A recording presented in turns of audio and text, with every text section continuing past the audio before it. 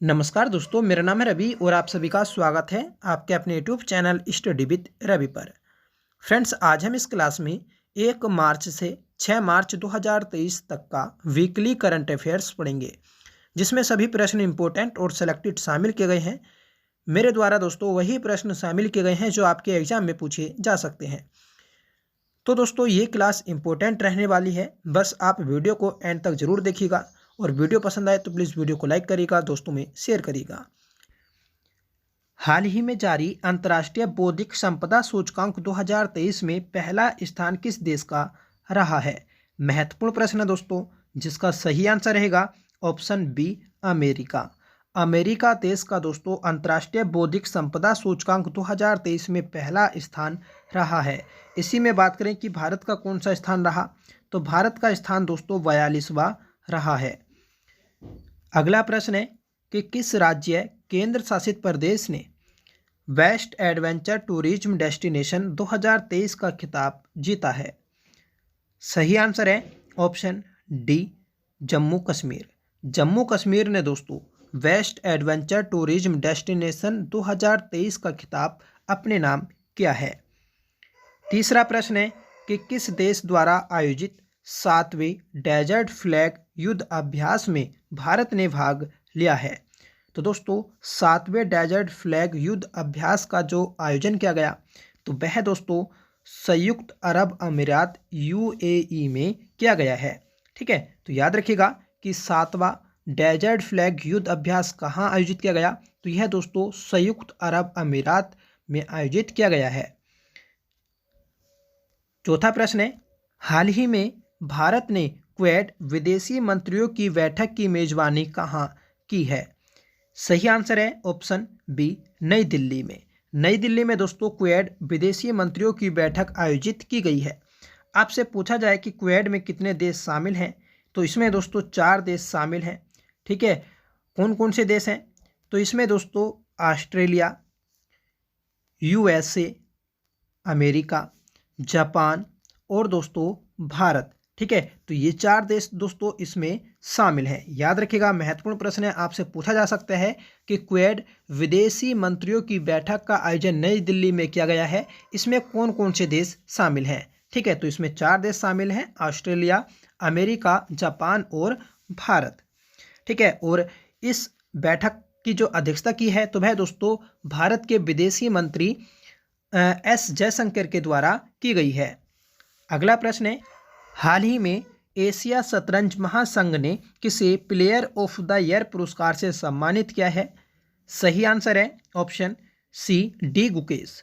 D Gukesh दोस्तों भारत के एक प्रसिद्ध शतरंज खिलाड़ी हैं, जिन्हें दोस्तों प्लेयर ऑफ द ईयर पुरस्कार से सम्मानित किया गया है एशिया शतरंज महासंघ के द्वारा। महत्वपूर्ण प्रश्न है, याद रखिएगा। 7वां प्रश्न है कि हाल ही में किस राज्य के 3 जिलों से सोने की खान मिली है? तो यह उड़ीसा राज्य के 3 जिलों से मिली है। याद रखिएगा कि उड़ीसा राज्य में दोस्तों 3 स्थानों से सोने की खानों को खोजा गया है। नेक्स्ट क्वेश्चन है कि वान थुओंग किस देश के नए राष्ट्रपति बने हैं? तो दोस्तों वान थुओंग जो बने हैं तो यह है वियतनाम के नए राष्ट्रपति बने हैं। वियतनाम की राजधानी की बात करें तो इसकी दोस्तों हनोई राजधानी है, और यहाँ की मुद्रा की बात करें तो यहाँ की मुद्रा है दोस्तों वियतनाम डोंग। ठीक है, तो वियतनाम डोंग ये वियतनाम की मुद्रा है।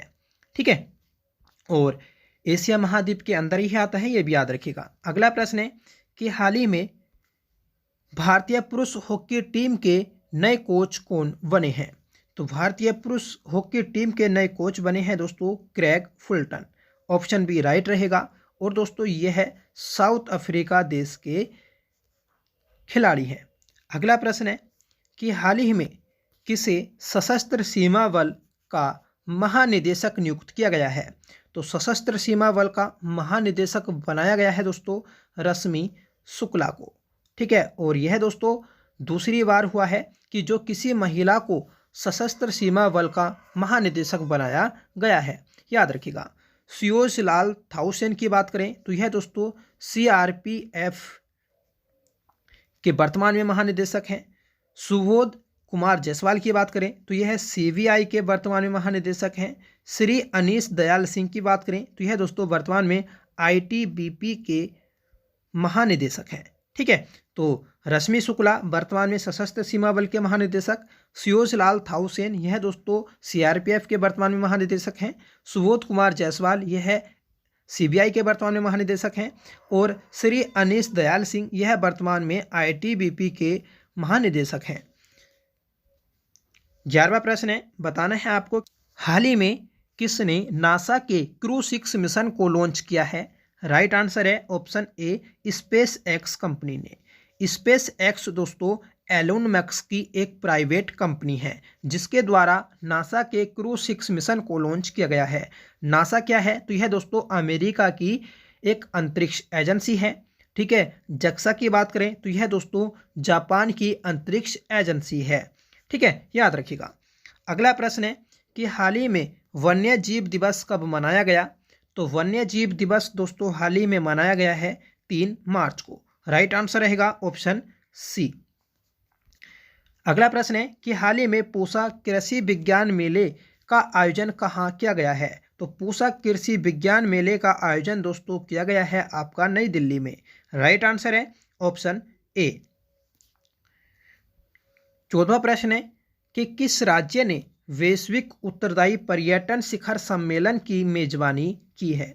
तो वैश्विक उत्तरदायी पर्यटन शिखर सम्मेलन की जो मेजबानी की है तो वह दोस्तों की गई है केरल राज्य के द्वारा। राइट आंसर है ऑप्शन ए। 15वां प्रश्न है कि हाल ही में 7वां अंतर्राष्ट्रीय धर्म सम्मेलन कहाँ आयोजित किया गया। तो 7वां अंतर्राष्ट्रीय धर्म सम्मेलन जो आयोजित किया गया तो यह दोस्तों किया गया है भोपाल में। राइट आंसर है ऑप्शन बी। और इसका जो उद्घाटन किया है तो वह दोस्तों राष्ट्रपति के द्वारा किया गया है। 16वां प्रश्न है कि हाल ही में 4था अंतर्राष्ट्रीय युवा सांसद महोत्सव कहाँ आयोजित किया गया। सही आंसर है ऑप्शन ए, नई दिल्ली में। नई दिल्ली में दोस्तों हाल ही में 4थे अंतर्राष्ट्रीय युवा सांसद महोत्सव का आयोजन किया गया है। तो सभी प्रश्न इंपॉर्टेंट और सिलेक्टेड हैं। ऐसा कोई भी प्रश्न नहीं है जो आपके एग्जाम में नहीं पूछा जा सकता। ठीक है, बस आप वीडियो को एंड तक बने रहिएगा। उम्मीद करता हूं दोस्तों आपको ये सभी प्रश्न एग्जाम के लिए हेल्पफुल साबित होंगे। ठीक है, तो बस आप वीडियो के एंड तक जरूर बने रहिएगा। अगला प्रश्न है दोस्तों कि शून्य मैत्री अभ्यास भारत तथा किस देश के मध्य आयोजित हुआ है। तो शून्य मैत्री अभ्यास यह दोस्तों भारत और जापान के मध्य आयोजित किया गया है। राइट आंसर है ऑप्शन ए। अगला प्रश्न है हाल ही में पहला बोडोलैंड अंतर्राष्ट्रीय ज्ञान महोत्सव कहाँ शुरू हुआ है। तो दोस्तों बोडोलैंड अंतर्राष्ट्रीय ज्ञान महोत्सव जो शुरू किया जाएगा तो वह दोस्तों असम में किया जाएगा। और असम का जिला है दोस्तों कोराझार। कोराझार जिले में दोस्तों इसका आयोजन किया जाएगा। याद रखिएगा, महत्वपूर्ण प्रश्न है कि बोडोलैंड अंतर्राष्ट्रीय ज्ञान महोत्सव कहाँ आयोजित किया जाएगा। तो यह दोस्तों असम के कोराझार जिले में आयोजित किया जाएगा। 19वां प्रश्न है कि हाल ही में बाजरा महोत्सव 2023 कहाँ आयोजित किया गया है। तो दोस्तों बाजरा महोत्सव 2023 जो आयोजित किया गया है तो यह भोजपुर जो बिहार में स्थित है यहाँ पर आयोजित किया गया है। ठीक है, महत्वपूर्ण प्रश्न है, याद रखिएगा।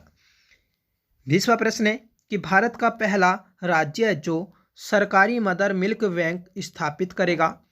तो भारत का पहला राज्य है दोस्तों उत्तराखंड जहां सरकारी मदर बैंक स्थापित की जाएंगी।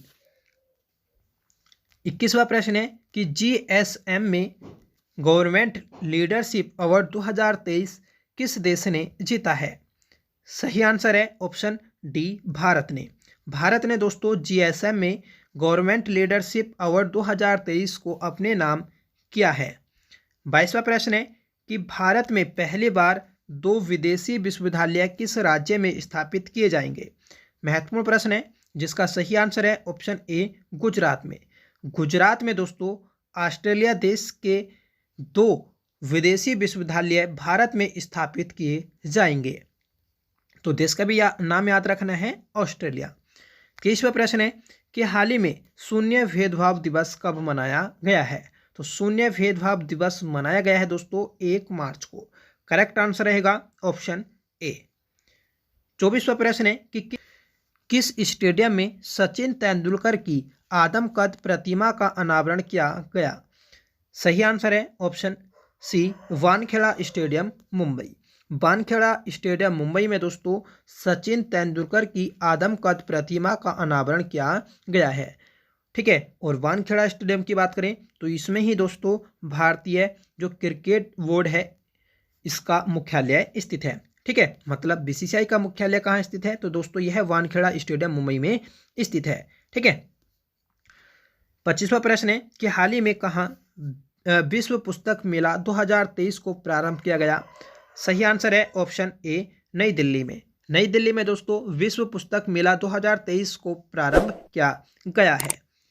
ठीक है, तो ये थे दोस्तों आज के हमारे 25 इंपोर्टेंट और सिलेक्टेड प्रश्न जो सभी आपके एग्जाम में पूछे जा सकते हैं। ठीक है, आज का आपका सवाल रहेगा कि भारतीय रिजर्व बैंक का राष्ट्रीयकरण किस वर्ष हुआ?